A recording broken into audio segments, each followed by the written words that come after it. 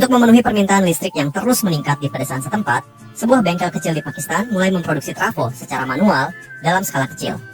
Meskipun pabriknya tidak besar seperti pabrik mobil SMK, bahan yang mereka gunakan benar-benar berkualitas tinggi.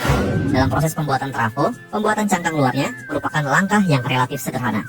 Mereka menggunakan mesin roll untuk membentuk pelat besi yang sudah diberi lubang pendingin menjadi bentuk cangkang yang dibutuhkan.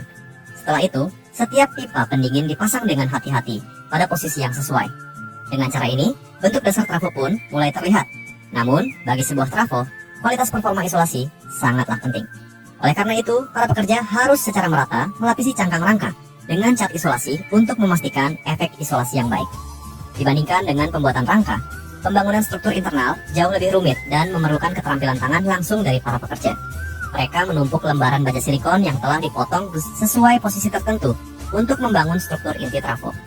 Pada saat yang sama, di sisi lain, pekerja lain sedang dengan cermat membuat kumparan lilitan. Para pekerja dengan sangat teliti melilitkan kumparan lapis demi lapis, biasanya beberapa lapisan untuk menambah jumlah lilitan.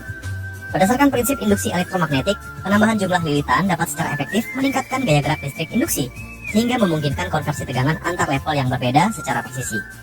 Setelah proses pelilitan selesai, kumparan masih harus melewati satu tahap penting, yaitu perendaman menyeluruh di dalam bak isolasi. Dengan begitu, permukaan kumparan akan membentuk lapisan pelindung isolasi yang merata, memastikan kumparan memenuhi standar penggunaan. Transformator ini adalah transformator 3 fase, sehingga para pekerja harus merakit 3 inti besi. Karena inti lilitan dibuat secara khusus sebagai satu set, para pekerja dengan terampil dan cepat menyelesaikan pekerjaan perakitan yang diperlukan. Selanjutnya adalah pekerjaan perakitan lembaran baja silikon bagian atas. Ini juga merupakan tugas yang mengharuskan para pekerja menumpuknya secara silang dengan tangan kosong.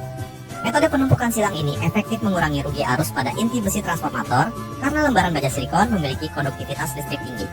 Kemudian masuk ke pekerjaan penyambungan jalur yang mengharuskan para teknisi menata posisi kabel dengan rapi dan teratur, lalu menggunakan teknik pengelasan oksigen untuk menghubungkannya secara efektif. Setelah semuanya siap, mereka memasang penutup atas yang telah disiapkan. Dengan bantuan crane, rangka luar dipasang secara presisi pada transformator, kemudian ditambahkan minyak transformator dalam jumlah yang sesuai. Setelah serangkaian operasi yang teliti ini, sebuah transformator 3 fase buatan tangan mereka pun akhirnya selesai diproduksi dan siap digunakan untuk menyetrum mulut sahroni.